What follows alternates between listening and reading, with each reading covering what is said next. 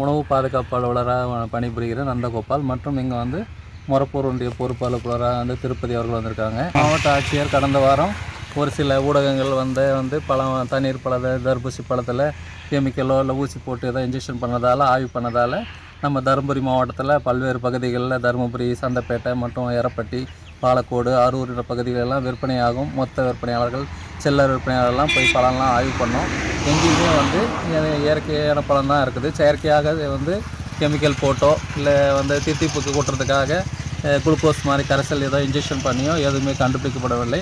ஒரு சில இடங்கள் மட்டும் பூஞ்சைகள் இருந்ததோ அழுகின பழம் இருந்தது மட்டும்தான் தவிர்த்து அப்புறப்படுத்தணும். அதனால் வந்து ஜனங்க வந்து பொதுமக்கள் எந்தவித பயமும் இல்லாமல் தருமபுரி மாவட்டத்தில் பழங்கள் தர்பூசி பழங்களை வாங்கி அடுக்கலாம்னு தெரியணும்.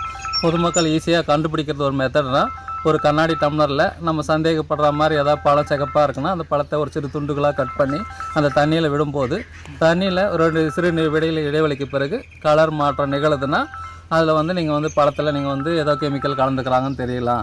இது மாதிரி தெரியலாம். அந்த பேப்பரில் ஏதாவது டிஷ்யூ பேப்பர்லையோ பஞ்சிலையோ ஒட்டி எடுக்கும்போது இயற்கையாகவே வந்து எக்கோபின்னு வந்து ஒரு ஆன்டி ஆக்சிடென்ட்ஸ் வந்து இருக்குது.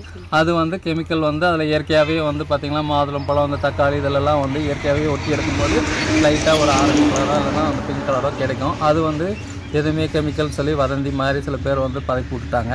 அந்த மாதிரியான எதுவுமே வந்து பொதுமக்கள் வந்து இந்த வதந்திகள்லாம் வந்து இடம் கொடுக்காம இயற்கையாக நம்ம விவசாயிகள் தன்னை குழந்தை மாதிரி இப்போ தோட்டக்கலைத்துறை அவங்க சொன்ன மாதிரி இந்த குழந்தை மாதிரி அந்த விவசாயிகள் பராமரித்து ஒரு 3 மாதம் 6 மாதம் இடைவெளியில் அந்த பழத்தை வந்து விற்கிறதுக்கு ரொம்ப சிரமத்துக்கு உள்ளாயிருக்கிறாங்க. அதுலேருந்து வந்து அவங்கள விடுபட வச்சு நம்ம வந்து இயற்கையாக அந்த கூடிய பழங்களை நம்ம அருந்தினா நம்ம அவர்களையும் பாதுகாத்தாமல் இருக்கோம், நம்ம உடல் நலத்துக்கும் எந்த விதமான கெடுதலும் இல்லை அப்படின்றது மாவட்ட நியமன அலுவலர் மானசுதேஷ் அவர்கள் சார்பாக, உணவு பாதுகாப்புத்துறை சார்பாக தெரிவித்துக் கொள்கிறோம்.